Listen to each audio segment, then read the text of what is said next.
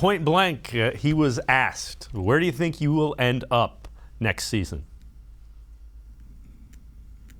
If this would have been about a week and a half ago, I would have said Indianapolis. Seattle, I mean, it'd probably be the most likely option. But even then, and where you're sitting, you don't give a fuck. I'm ready for the next chapter. Right.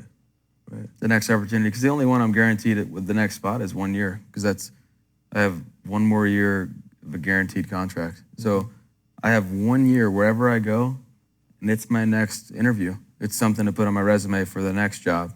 Whether it be I play that year wherever it's going to be and they extend me for longer, or if it's that year and then I get picked up somewhere else. I know I have this 1 year to do as much as I possibly can. And Jeff, we've talked about it. Lions don't make a lot of sense. Panthers, Seahawks. I would say keep an eye on the Falcons and maybe even the Colts, because Matt Ryan is getting up there in age as well.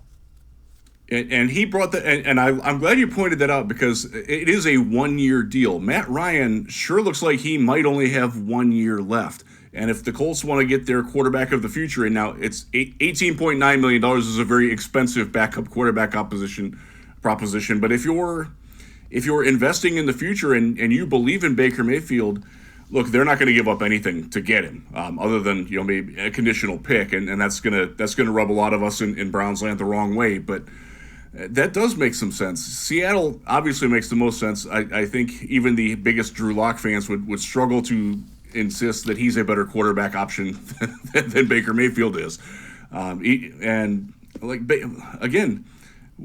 Right now, most of Cleveland with Baker Mayfield forgets the great rookie year, the NFL record for touchdown passes as a rookie. They forget the playoff win in Pittsburgh with this head coach in a basement. They forget a lot of the good times, and we're only focused on the bad times. NFL teams are going to look at that whole balance and think, you know what? Is Baker Mayfield a better long-term investment for me than Malik Willis, than Kenny Pickett, than Desmond Ridder? I'm sure there are going to be general managers out there who say, yes, he is, and he will get somewhere. It's just a question of, the timetable and the exact location is still, with the draft coming up in 2 weeks, it's very much up in the air.